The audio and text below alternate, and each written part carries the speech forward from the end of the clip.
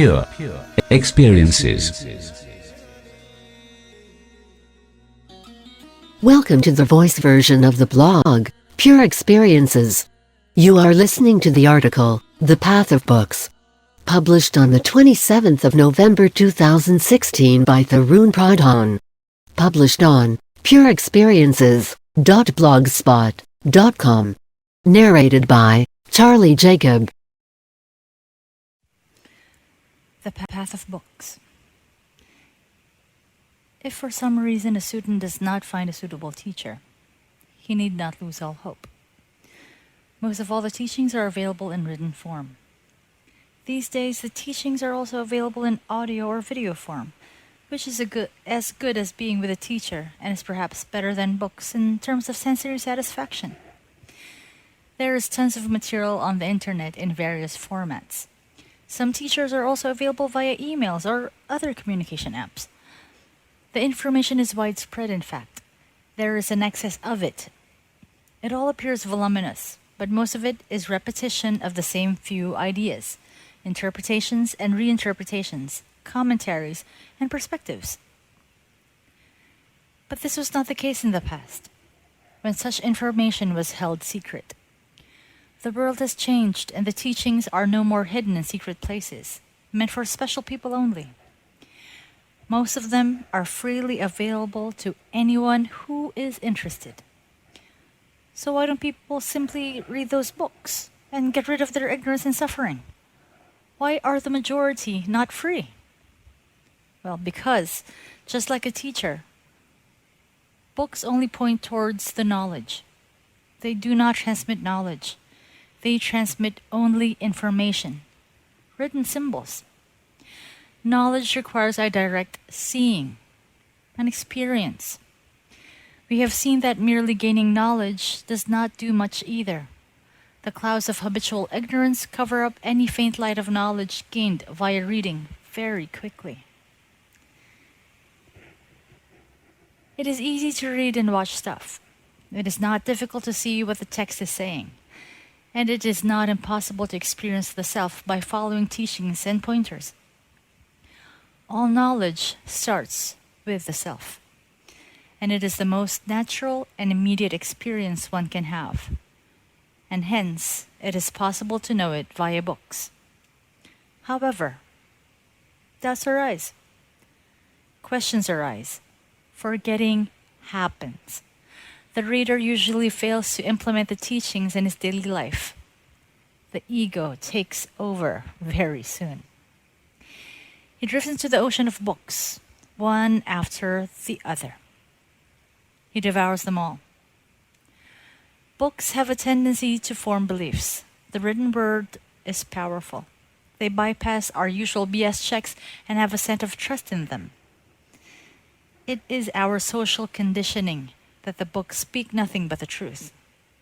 Thus, the end result is a student whose head is full of beliefs, who has very little experience, who confuses information with knowledge, and remains as ignorant as before, living almost the same miserable life as before.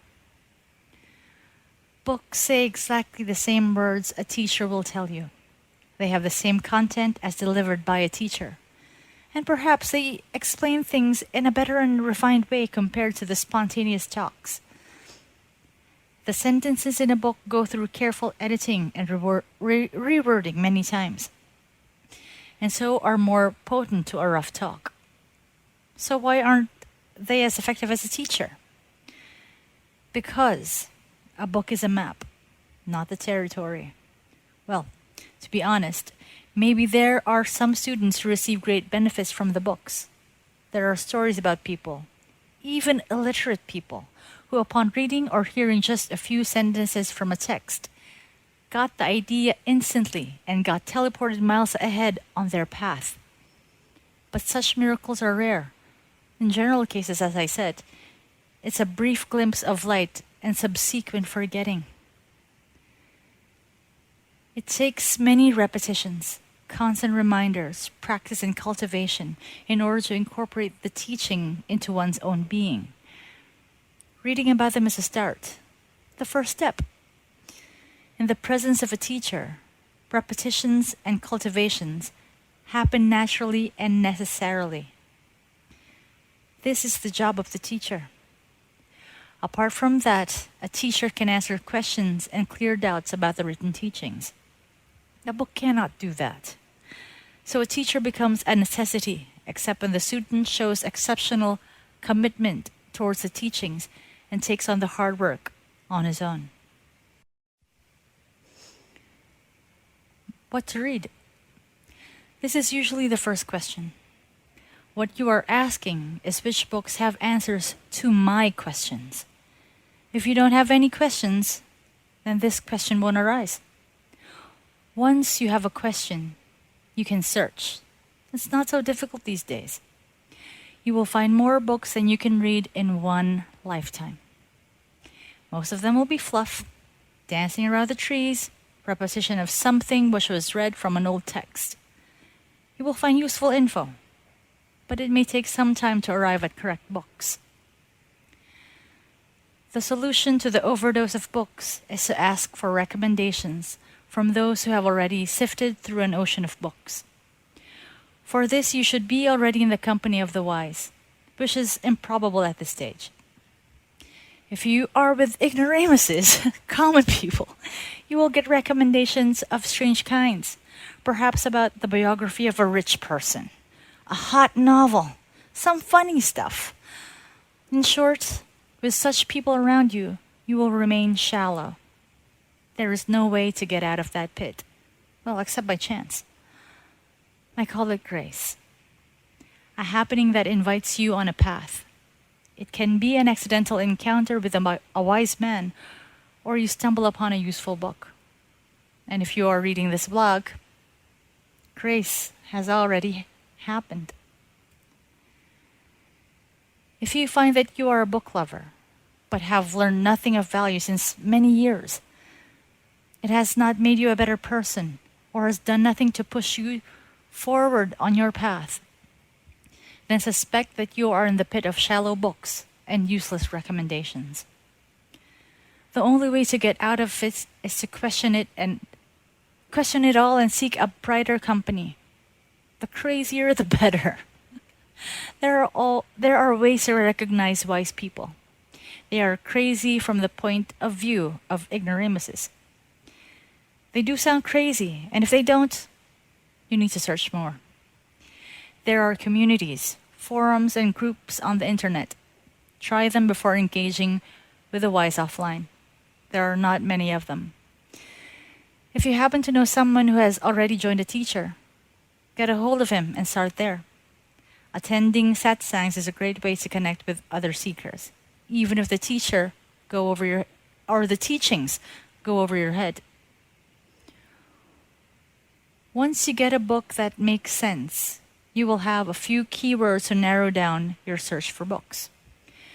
Gradually, you will converge on the gold mine of knowledge.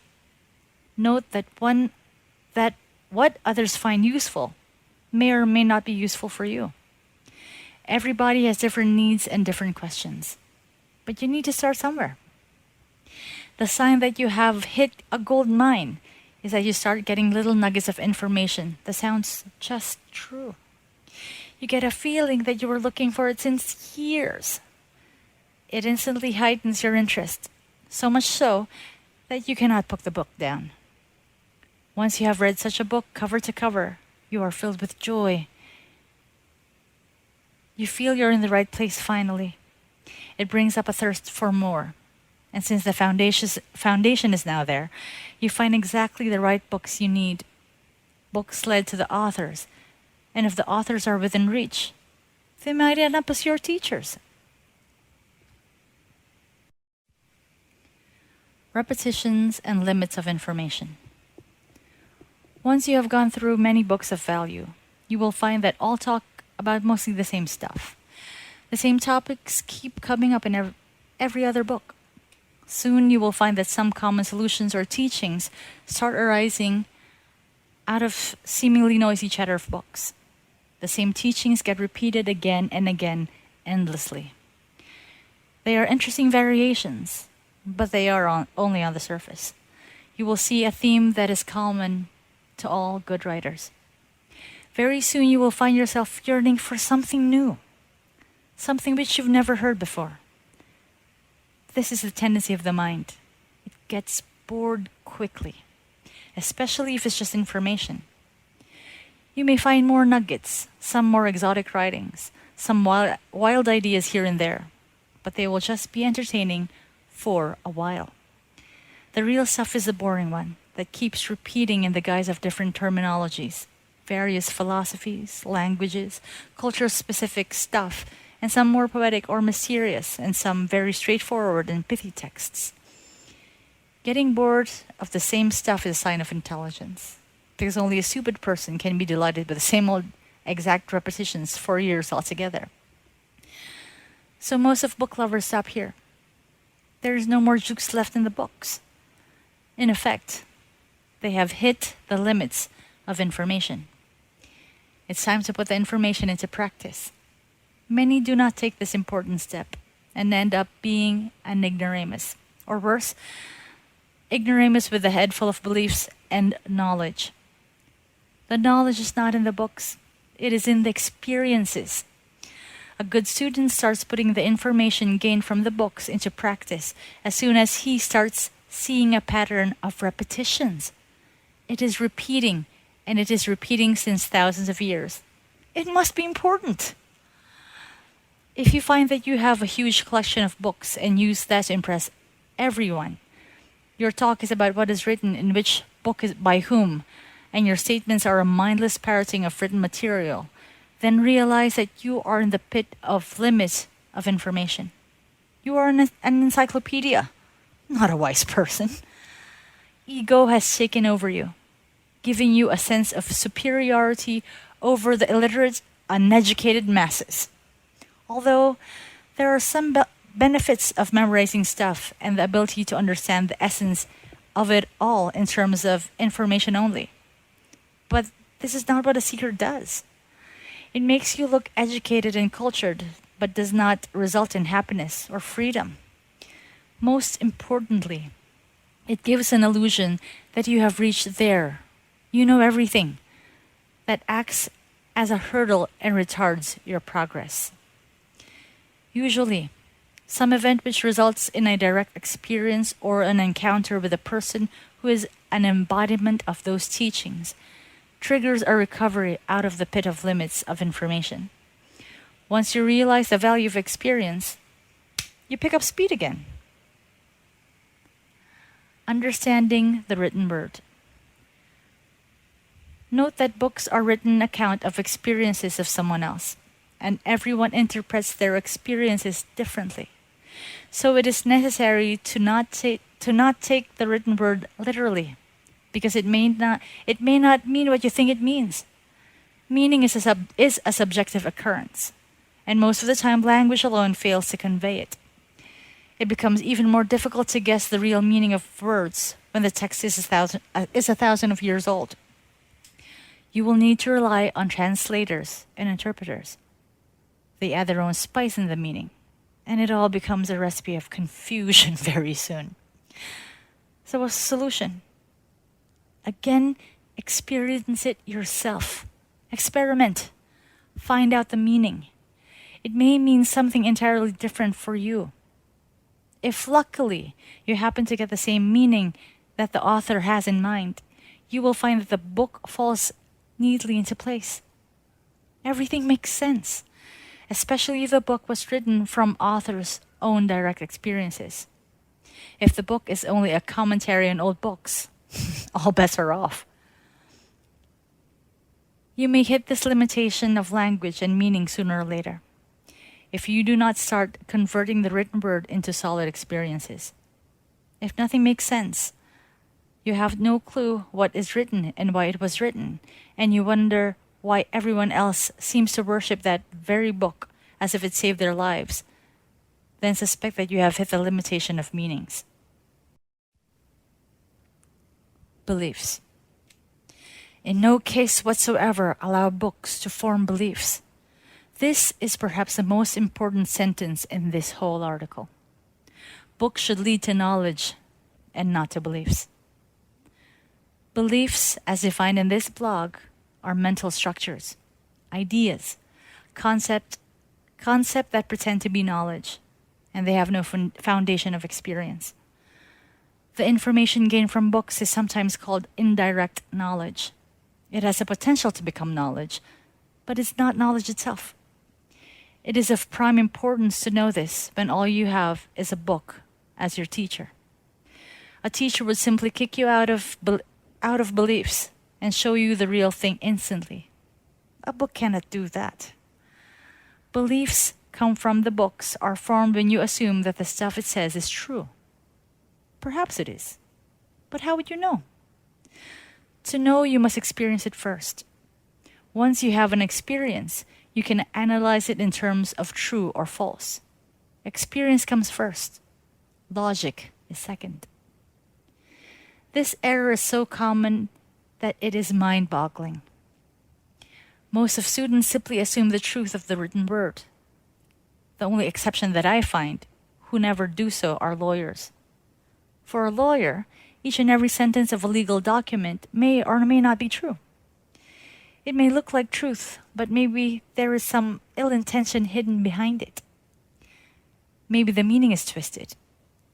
Maybe it can be interpreted in a dozen other ways. If you wish to sharpen your critical skills, I recommend studying legal stuff, cases, arguments, or better, befriend an experienced lawyer. They are not all bad and have their use. A seeker learns from anyone and everyone he can learn from, as we have discussed in the last article on the qualities of a student. A philosopher is yet another kind of person who pays an immense amount of attention on the definition of words and logic of statements. You don't need to befriend one. You must become one. There is a tendency to not invent new words. People tend to reuse and define old words to mean something else. Perhaps it costs a fortune to coin a new word. As soon as you encounter a word, especially a new word, hunt for its meaning, connotations, etymology, content sensitivity. Similarly for the statement written there. What is written? Why was it written? What meaning does it convey and how you ultimately understand it? In no case assume it as true, real, or evidential. When you are in the world of a book, the words are like game money. It's not real money, but you can use it in the game. It has no value in the real world. Words take on value only when they relate firmly with direct experiences. There is no other way. Till that happens, you can use them as game currency. Play the game of mental concepts, juggle them, arrange them, understand them, evaluate them via logic, apply critical thinking and do whatever you want, but never take them into the real world. So, are the books useless then? They are useful as pointers. You must search for a meaning of the teaching in your own experience. Sometimes doesn't become true for you simply because it was written in a book. Experimentation. To avoid the deep pit of beliefs, one must convert the context of a book into experiences. This means one needs to experiment. We have covered this topic before, and same tricks and precautions can be utilized in case of experiments based on books. The simple rule is, do not do it if you do not know what you are doing. Some practices and experiments require strict supervision of a master or a teacher who has already gone through them personally. Ideally, such a teacher should have taught a number of students before you, and you are not his first experiment. So what's the next step? Once you're done with the books, done your experiments, and now have a higher level of questions that are based on experiences, it is time to meet a teacher. Many students stop here. It can be a mistake. The need for a teacher will be there as long as there are questions and hurdles. If you find that there are no ample joy and freedom in spite of reading all the books and doing all the practice you could, you have hit the limitation of books. The cultivation must take on a new turn. The beauty and the path of knowledge is that you need to know the self only once. The rest of the cultivation needs minimal supervision and guidance. The self is the best teacher. It gives you nothing but a direct experience, a direct knowledge, something even the greatest master cannot give.